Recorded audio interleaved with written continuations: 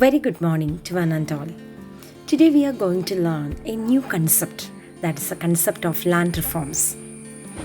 For a lawyer, what is the importance of land? Does the system of law that governs the land plays an important role in the lawyer's life? So in that concept itself, is there any importance of land reforms? If at all, whether the land reforms has played any role in India's history or in Kerala history? You all might have heard about the term land reforms. When we are talking about the land reforms, we need to explain the term reforms. You might be knowing the dictionary meaning of the term reform. The term reform means something which leads to a good activity, something which goes deep into the activities that is taking place in the society and changes it. For example, you might have heard about the Sati Prohibition Act, which put an end to a social evil which were prevalent in the society. Again, you might have heard about many types of legislations, just like prohibition of child trafficking, prohibition of trafficking of human being, prohibition of child labor, etc., etc.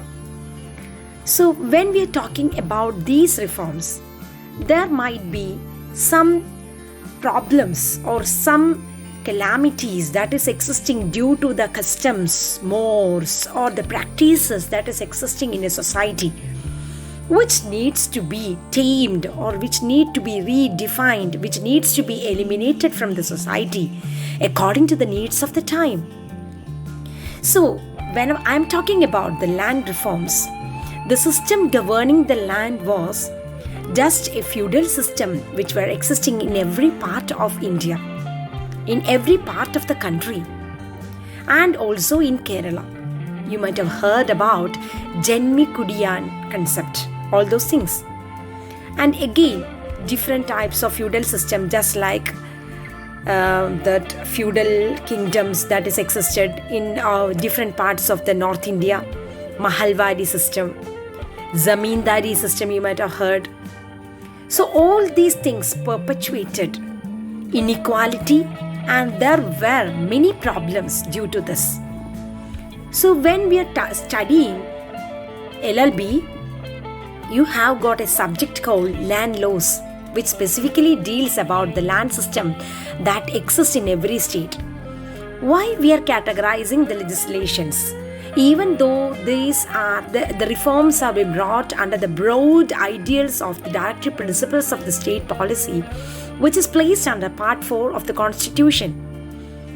We know that the legislative list under the Schedule 7, the list regarding land, comes under Entry 18, which is a state subject.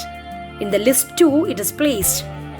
So the land reforms forms part of the state legislation. That's why we study the Kerala Land Reforms Act of 1963.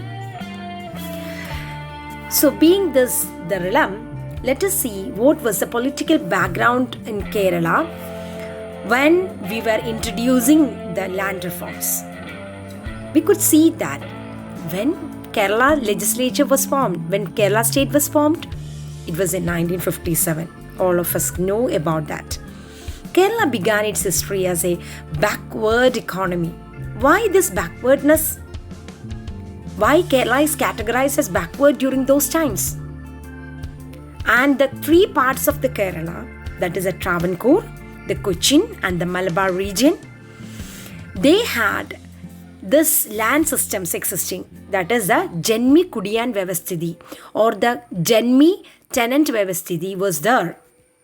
This system, we can see that the agricultural sector remained backward due to the traditional methods they were practicing.